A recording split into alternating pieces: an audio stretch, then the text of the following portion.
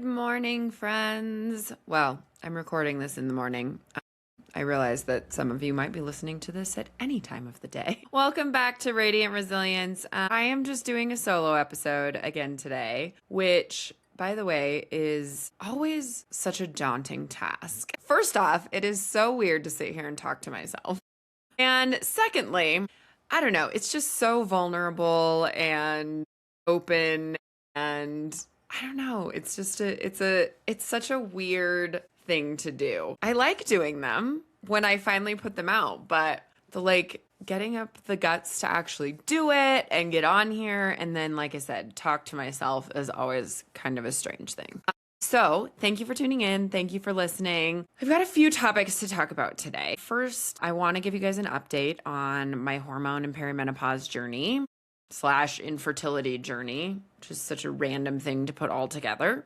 I mean, random, not random, right? Because it's all hormones. But then Colin and I booked our next trip. So I want to talk about that. And then, of course, as always, I love to talk about my books. Yeah. And honestly, all of these topics weirdly connect because they all come back to trying to understand myself better and trying to build a life that feels fully aligned. I still am in a phase of feeling just bleh, if I'm being perfectly honest. And I feel so bad because it's not that I'm like unhappy or depressed or anything like that. I'm just like really struggling with trying to be okay with just living life and not having something to work towards and not having something like infertility was so all consuming for so long. I was always working toward that end goal of having a baby, always working towards it.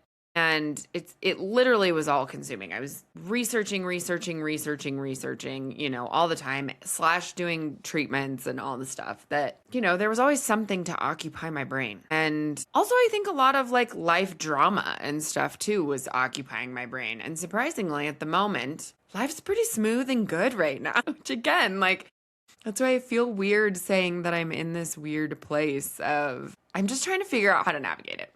But, there's still going to always be like some family drama and stuff like that. That's almost always present. But I've been doing a really good job this year of trying to separate myself from some of it. And I think I've said this on here before, but I have some really freaking amazing friends right now and community around me and the people that I've been interacting with. A lot of my clients are amazing humans that I love spending time with regularly. So yeah, I mean, life's been mostly pretty good. The perimenopause thing was quite the hit, as you all know from my last solo episode. Devastating, actually, and then a fucking roller coaster of emotions. So let's dive in to my update. So I ended up going and seeing I went to an actual hormone health clinic or office, whatever, had them do a full panel of blood work and then went in for a follow-up. So this was my second opinion. Okay. Now, I'm going to go a little bit more into detail about the hormones. For those of you listening that know what I'm talking about, for those who don't, I'm really sorry. Hopefully this isn't confusing. Please reach out if you have any other questions. Since I went through infertility, I feel like I have an abnormal amount of hormone knowledge. And you would think that okay, well, your fertile hormones are going to be different than your perimenopause hormones, which is true, but you still learn all the levels and you learn, when you're going through infertility, you learn the levels you don't want them to be, which usually indicates that you're heading that direction towards menopause. So when I was going through my infertility stuff, a lot of the blood work was done on cycle days 3 to 5. And that means, for those who don't know, your cycle days start day 1 of your cycle is day 1 of your period. And then it goes on from there until you get a period again. So, 3 to 5 days, at the end of a period or shortly thereafter is when they like to do a lot of the fertility hormones. So my first doctor that I spoke about last time that told me I was in perimenopause, we didn't pick a specific cycle day, which kind of weirded me out to begin with. So he was just like, just send me a portal message and let me know what cycle day you're on when you do the blood work so that I have a reference point. I was like, okay, that sounds pretty good. Sure. Because there's references throughout your entire cycle. However, women's hormones fluctuate so much based on what's going on in our bodies.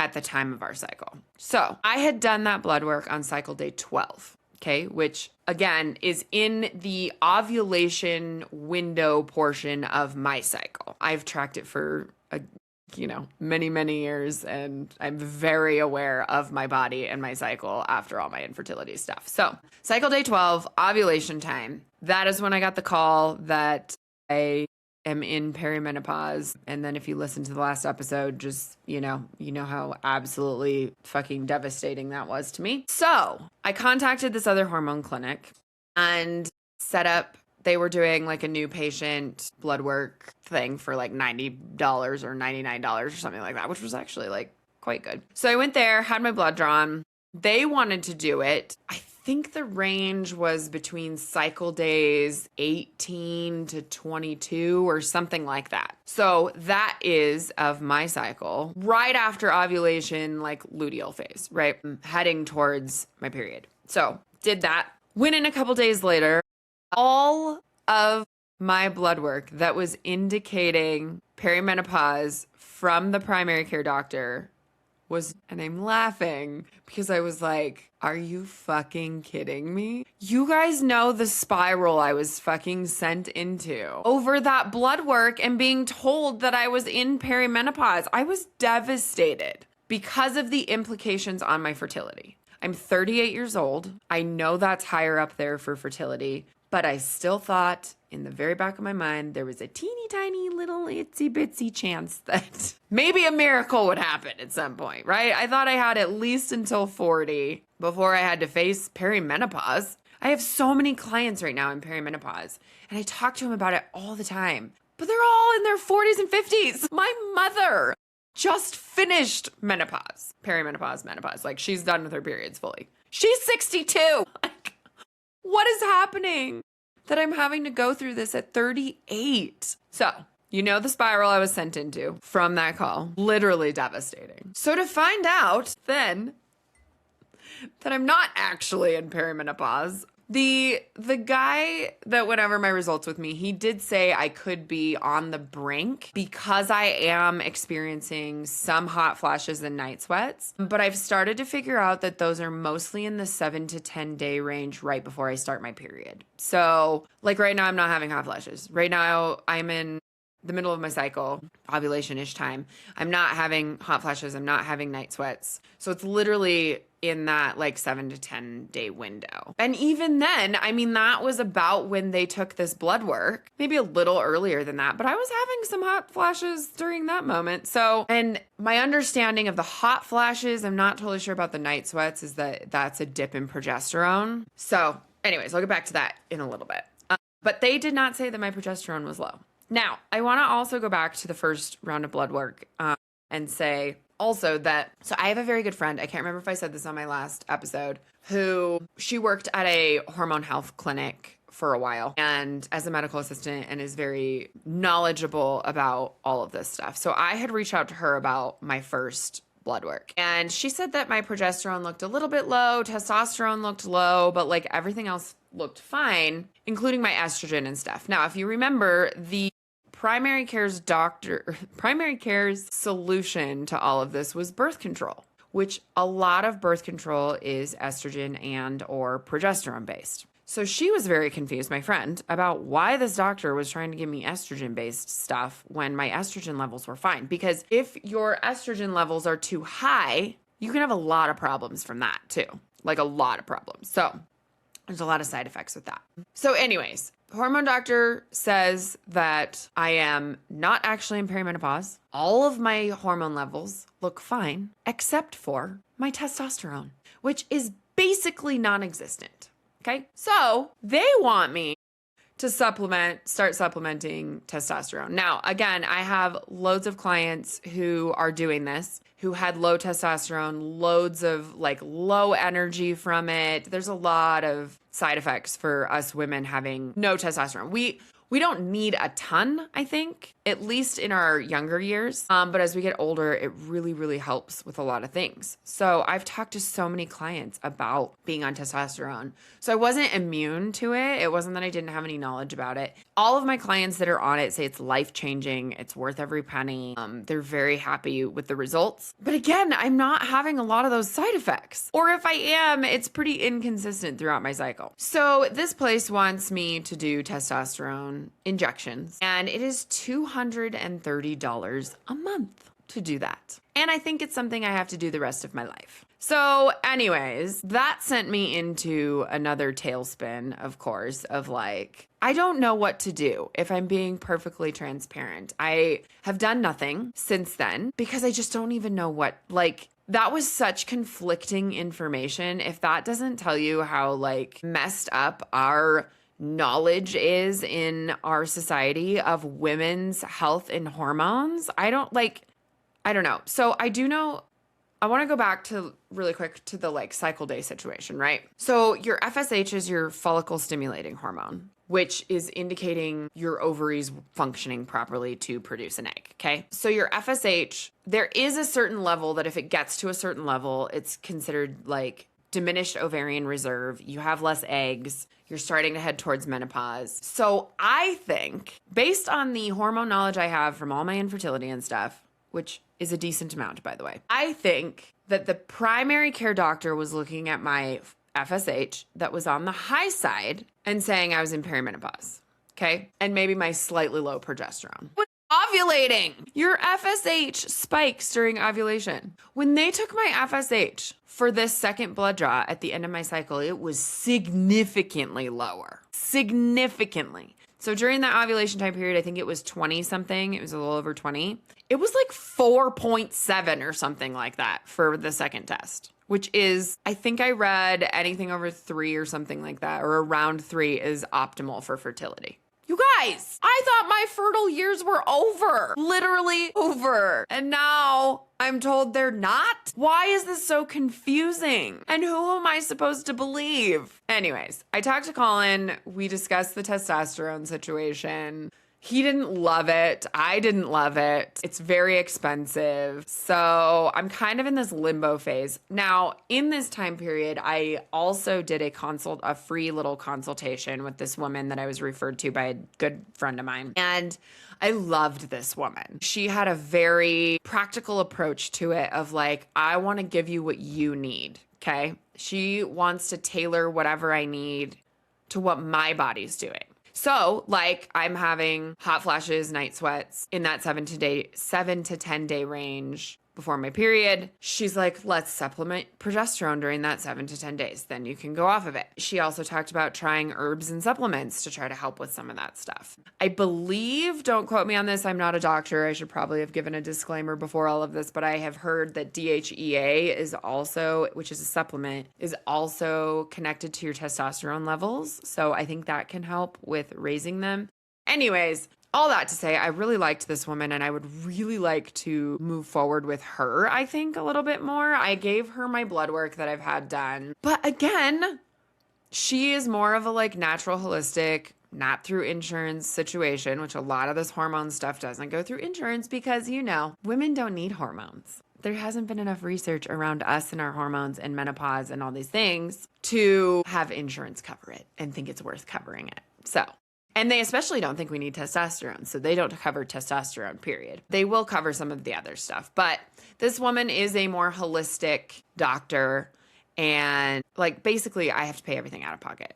Also, I don't have conventional insurance, so that doesn't help either. I have insurance, just not the normal route. So I want to move forward with her, but it is to do another session with her. She wants to do an hour chat about like my health history and going over some of the stuff that I've had done recently and everything. And it's $300 just to have that hour chat. Doesn't even include like whatever I might need after that. So I've been putting it off because, to be honest, I'm not miserable in my symptoms. And I feel like a lot of these suggestions are to make me feel better on a day-to-day basis and more comfortable. And I'm not miserable. So I have, you know, moments where I have low energy. I have the hot flashes, the night sweats from time to time. I am still sleeping through the night, which I know is another one, huge one for women.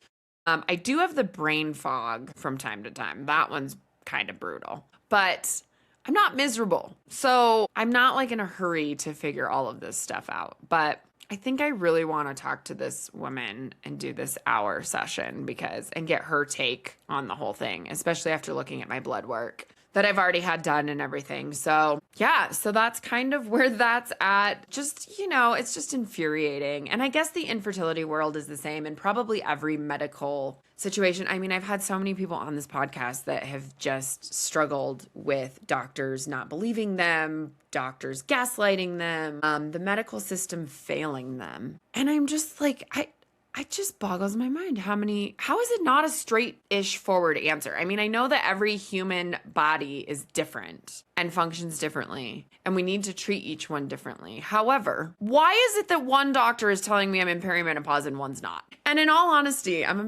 haven't said this out loud to anybody, so let's put it on the internet.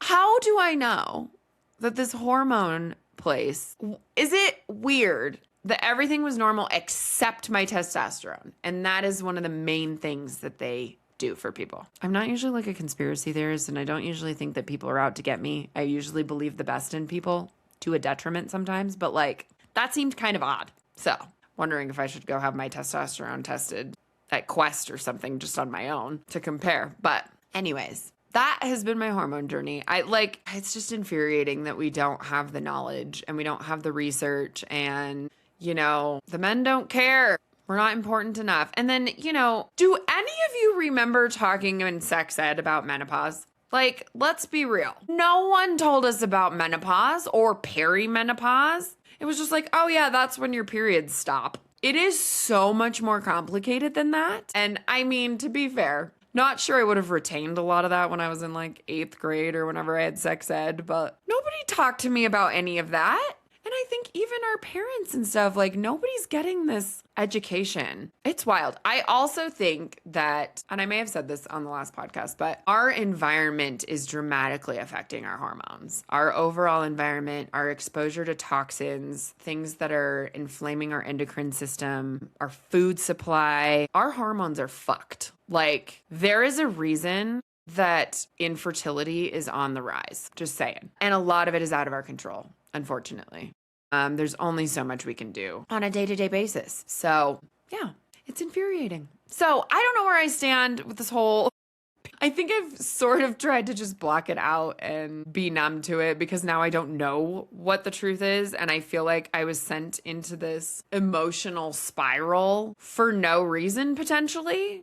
I don't know. So on the positive side, I do think it helped me take like another step further away from the infertility stuff and grieving that and moving on. So I suppose that's a good thing. I'm tired of, I've said this before, but I'm tired of, what am I tired of? I'm not tired of hoping, but I'm tired of hoping. I'm tired of it just constantly being in the back of my mind. And I just want to live my life and be happy. I want to be a good person. I want to be a good friend, daughter, sister, auntie, wife. Yeah. So just trying to figure out that path, I guess, in life. So I don't know. It's just crazy. I just can't believe, I don't know. I'm a little mad at my doctor. I'm not going to lie, my primary care, for sending me into that tailspin. And what if I had just listened to him and like gone on birth control? Because, I'm supposed to be able to trust my doctor. They're supposed to know what's best for me. So why? I don't know. Again, there's so many different avenues for doctors to go down to, and he's not a hormone specialist. He's not even an OBGYN. So I will give him a little bit of grace in that regard because I just don't think he knows much about female hormones. He's also a man, which I don't want to say that has anything to do with it, but I think that has a little bit to do with it. So, all right, let's move on from that topic. I will keep you posted. I would really love to do this consultation with that woman. I just need to save my pennies for a little bit and pick the right time to do it. And it'll all, come with time, I think. So, so that's that. Just sort of not thinking about it, or sort of thinking about how I want to handle it, but not sure what I want to do. Okay, how about a fun topic? A couple fun topics. Colin and I booked our next trip. Do you have any guesses? Again, this is where the weird part of me talking to myself comes in. So Colin turns 40 in September, and we were trying to figure out something to do. It's so weird because we travel so much. It's become such a part of our lives that, when we have milestone birthdays and anniversaries and stuff, celebrating with a big trip is kind of silly for us. It doesn't feel like a big celebration because we do this so often. And we're very blessed and fortunate to be able to do as many of the trips as we have. But I was like, let's do something kind of bigger. Okay. We always are going places that are on the cheaper side, trying to do it as cheap as possible. Also, for those who know Colin, he's very, very cheap in general. So it's like a game in life to him to figure out how to do things the cheapest way possible. But typically that drives like the decision on where we're going. So are you ready, friends? Drum roll, please. We have decided for Colin's 40th birthday, we are going to Madagascar. And I am so excited. I'm so excited, you guys. We've been talking about it for a long time. We have a couple friends we've been trying to convince to go with us. You know who you are. And I'm really bummed that they're not going to be with us, but I'm so excited. We're doing about 3.5. I think the whole trip is 3.5 weeks, but to get over there, it takes like 2 days on either end. So yeah, so we are leaving in September and we'll be back mid-October. So we won't be gone on his birthday, but it's his birthday celebration. And it's a very expensive trip for us. Up front, at least. Everything has to be prearranged. We have to have a driver, a car, a guide. So we have to pay for all of that. It's just not, my understanding is that it's not set up for us to do it the way we normally do it in a very independent way. So yeah. So we're going and I'm just so excited. We finally booked flights. Flights are booked, so it's officially happening. And we paid the deposit to the tour guy and it's going to be so weird, you guys, because we do not have a prearranged trip ever. We do everything independently for our trips. So I think it's probably going to be kind of nice because I'm happy to just go and have everything like prearranged, hotels booked, activities set every day. We will be doing a lot of driving. If you look at Madagascar on the map, the island is massive. It's very big. It's bigger than you would think. So we're going to try to see as much as we possibly can. There's the Avenue of the Baobabs. There's the lemurs and all the animals that are, I believe, only in Madagascar. There's beaches. There's hiking. We're doing a bit of camping. I'm super excited for everything. And can we talk about this for a second? One of my biggest struggles in the way that Colin and I travel is transportation. Tawny does not do well with the transportation in a lot of these countries because we do a lot of public transportation, okay? And I think the older I get, the worse it's getting. I think I had a lot more tolerance when I was in my 20s in doing this. So all of that to say, oh my gosh, especially Africa public transportation. Let's be real. Terrible. Just terrible and stressful. And every time I wake up on a travel day where we have to catch a bus or whatever, it gives me so much anxiety. And I kind of know why, it's a lot. And also I always have to pee. I think that's part of it. So I get anxiety that I'm not going to be able to go pee. Because not all these buses have bathrooms and things. So anyways, anytime we have had our own transportation where we've rented a car or had a driver has made a world of difference in my experience of the trip and enjoyment of the trip. So having a driver on this trip is going to be fantastic. I can't wait. It's going to be so great. So that will alleviate a lot of stress for me. But we are doing a ton of driving because it's a big country. And yeah, I'm stoked. I'm so excited. It's going to be so much fun. It's been on both of our lists for a really long time. So yeah, I think it's going to be amazing. But just very strange. I think Colin is probably going to have a harder time with the preset itinerary than I am. But I'll have to give you an update when I get back on how that went and my thoughts about it. And yeah, we just like the flexibility and freedom to come and go as we please. But Colin has been in contact with our guide since January, and he picked this guy because he seemed to be quite flexible for what we wanted to do and changing things around if we needed to and stuff like that. So yeah. So I'm really excited. Madagascar this fall. And yeah, that's going to be our last probably big trip of the year.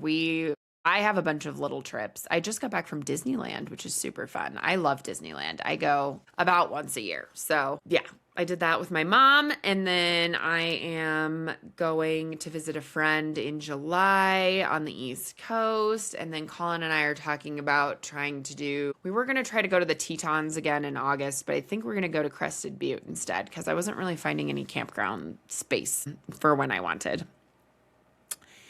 And yeah, that's kind of that update. And speaking of escapism, can we talk about books? I know I probably am exhausting everyone, but all right. So last time I heavily pushed Dagger Mouth. Still highly recommend, but I have realized since I pushed it so the author must have like released it in January or something or earlier this year.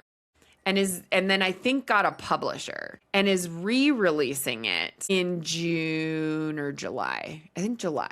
And the new cover on it is stunning, by the way. But I have been telling everybody to read this book and they're like, Tawny, I can't get the book because the only way you can buy it now is when it comes out in July. So all y'all can wait, but again, highly recommend. Okay, and then I read Silver Elite by Danny Francis, and book 2 came out. It's called Broken Dove a couple weeks ago. Holy shit, you guys. Book 2 rocked my world. So good. So good. Now, I believe it's supposed to be a trilogy, so who knows when we'll get book 3 because book 2 just came out, but so good. My friend had read it. She finished it before I did. And the night that I was finishing it, the last like 10 chapters had all of these bombs dropped. And I was like, oh my gosh, what is happening? I kept texting her. I'm like, I probably drove her nuts, but I was like, oh my gosh, this happened? Oh my gosh, what? This happened? It was like shock of, a lot of the romantasy, the last 100 pages. I think the joke is like the last 100 pages just wreck you. But so good. Book 2, I think, was maybe even better than book 1, but both very, very good. I really like the way they were written. I like the characters, the storyline, all very good. Kind of dystopian mixed with a bit of fantasy because there's a magic system in it. So highly recommend. I also read Fury Bound by Sable Sorensen, which is the second book to Dire Bound. I had a hard time with that one, you guys.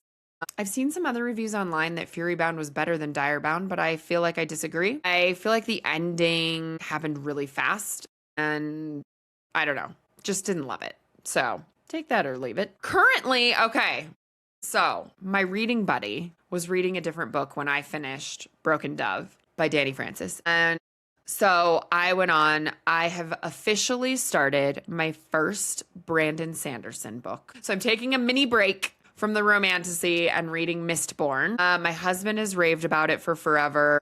One of my very good friends has raved about it for forever. So I haven't read any Brandon Sanderson, but I feel like I would probably like it in the fantasy realm. So I started Mistborn. It was very, very hard to get into and understand the world building. I'm about 7 or 8 chapters in, I think, a little over 100 pages. And I was really struggling with the first few chapters. But now I think I finally got the characters down. The magic system is wild.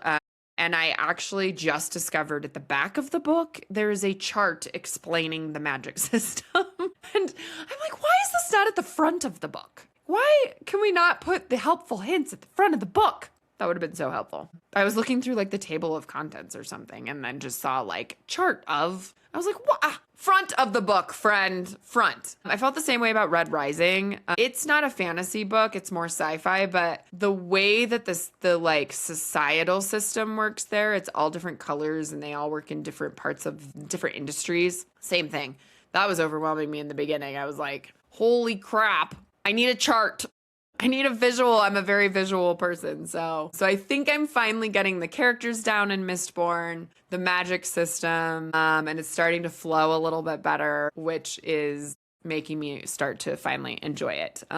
So that's what we're doing. Mistborn right now. And then I think my reading buddy and I are going to do Metal Slinger because that one, book 2 comes out next month. And I also want to read The Night and the Moth. I also have Bloodbound. I also have Starside, We Who Will Die. The list is never ending, friends. And then another friend and I, because I'm on this like journey of trying to discover my true authentic self and my purpose in life, I was at the airport coming back from Disney, and I always like to just go look at the books. I don't like to buy books in the airport because they're kind of expensive, but I saw this book. I took a picture of it. It is called The Meaning of Your Life. It's by Arthur C. Brooks. Finding Purpose in an Age of Emptiness is the tagline. So my friend and I are talking about reading that as far as like a self-help book goes. So I think I want to do that with her here at some point. So yeah, that's my book life. My book updates. I have currently read about 20 books this year. Guys, it's a problem. I've never read that many books in my life in 1 year. I am flying through them, and it has become my absolute favorite activity. I love it. I love it. And I'm a little concerned that it might become an addiction, but I guess there's worse addictions. I just love it so much. I love losing myself in a fantasy world. I love learning about new characters and worlds and systems, and it's just so good. And the world is really tough right now. So I think it's a great escape for me too. But I also don't want it to become a coping mechanism. So I guess we'll see. I also love reading about women empowerment. I mean, a lot of these romantasy books are female main characters that are fucking crushing it in the world. So that's pretty cool. All right, friends, that is my update for now. I hope you all are having a lovely time. I don't know when you're listening to this. I'm recording this on a weekend. It's a holiday weekend. So I hope you're having a lovely holiday weekend. Or whenever you're listening to this, have a good rest of your week. And yeah, thank you for listening, and I'll see you on the next episode.